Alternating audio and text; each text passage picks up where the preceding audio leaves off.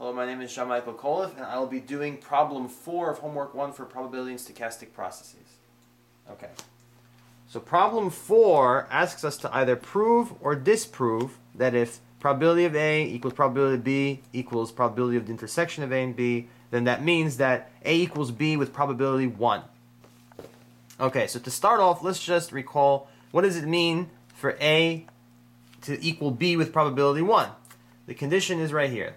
The probability of this has to equal 0. And if this is true, A equals B with probability 1.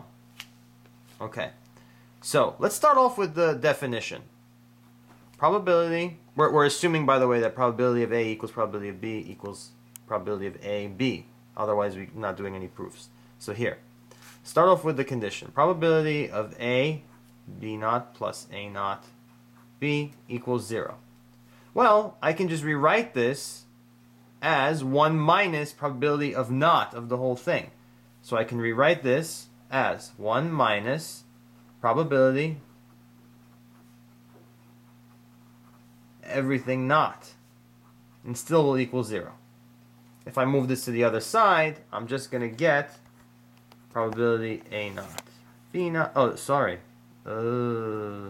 excuse me, A B naught plus A naught B everything naught should equal 1, because I'm moving this over. Excuse this mistake. Okay, so for now, let's take a look at just the argument of the probability, just this thing inside. So I'll write that here. A B naught plus A naught B everything naught. So using De Morgan, I can rewrite this to be probability, I'm sorry, not probability. I can rewrite this as A B naught with a naught on top times A naught B naught. Using De Morgan yet again, I can rewrite each of these two pieces of the product. So I can rewrite this guy as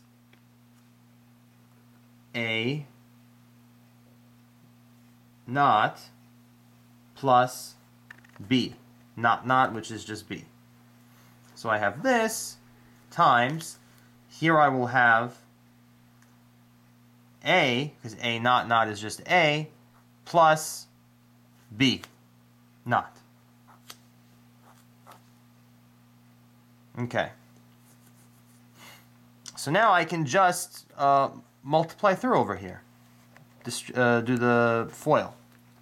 So this will be A naught times A times A, plus A naught times B naught, A naught times B naught, plus B times A, B times A, and then plus B times B naught. Okay? Well, we know that A naught times A, the intersection of A naught with A, is the 0 set, or the null set, so this becomes 0. And the same thing with B times B naught. This just becomes 0 because there are no intersection between B and its naught. So what are we left with? We are just left with A naught B naught plus BA. Okay, now we can plug this back into the original probability, which was back up here. So, because this is equal to this, we can just replace. So we get probability of A naught times B naught plus B times A. And that's supposed to equal 1. So, we can rewrite this piece as probability A naught B naught plus, sorry, so the probability of A naught B naught plus probability of BA minus the intersection of the two.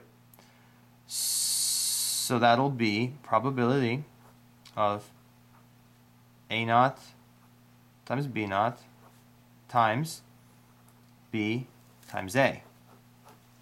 But look here. What does this become? This just becomes A naught times B naught times B times A. Well, because I can move them around, A naught times A is the null set, and so is B times B naught. So this, lucky for us, becomes 0. And by the way, the whole thing equals 1. So what are we left with? We're left with P A naught times B naught plus B, the probability of B times A, which equals 1.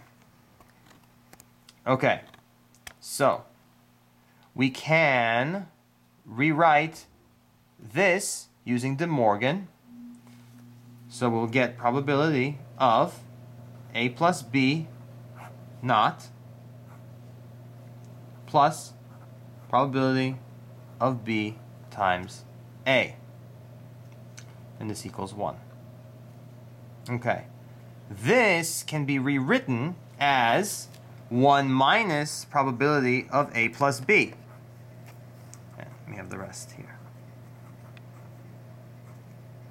Probability of A plus B can be rewritten as, so I'm just going to put it here, probability of A plus probability of B minus probability of AB. Now, distributing this minus sign, we will get 1 minus probability of A minus probability of B plus probability of A times B plus probability of B times A. Well, probability of A times B is the same thing as probability of B times A. You can move them around. So, this will become 2 probability of AB, and this will just become probability of B, probability of A, like this. Now, remember our initial condition. Our initial condition is that probability of A equals probability of B, which equals probability of AB. So, if we come back here, this equals this, which equals 2 times this.